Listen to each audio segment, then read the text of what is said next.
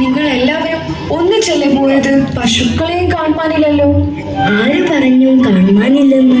ഇതാ നോക്കൂ, കുട്ടികൾ എല്ലാവരും വീടുകളിലുണ്ട്. പശുക്കളും കൃത്യമായി തൊഴുത്തിലെത്തിയിട്ടുണ്ട്. ഞങ്ങൾ എത്ര നേരമായി വന്നിട്ട് അമ്മ എവിടെ പോയതാണ്? വിശക്കുന്നു. ഞാൻ ഇപ്പോഴല്ലേ അങ്ങോട്ട് പോയത്, നീ എപ്പോൾ വന്നു? ഹോ, എന്റെ മകന്റെ മുഖം കണ്ണനെ പോലിരിക്കുന്നു. അത്ഭുതം തന്നെ. എന്റെ മകന്റെ മുഖവും കണ്ണനെ പോലെ വിളങ്ങുന്നു. അതെ അതെ, എന്റെ മകന്റെ മുഖവും. ഇതെങ്ങനെ? കുട്ടികളെ ബ്രഹ്മാവ് കൊണ്ടുപോയി എന്നല്ലേ പറഞ്ഞത്? കൊണ്ടുപോയി. ഈ കുട്ടികളെല്ലാം തന്നെ ഞാൻ വേഷം മാറിയവരാണ്.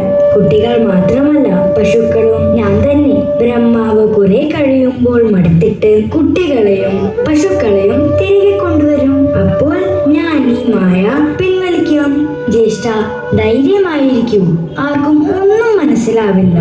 കൊള്ളാം കൃഷ്ണ, നിന്റെ കളികൾ കുറച്ച് കൂടുന്നുണ്ട്. ഞാൻ അമ്മയോട് ഇതെല്ലാം പറഞ്ഞു കൊടുക്കും കേട്ടോ.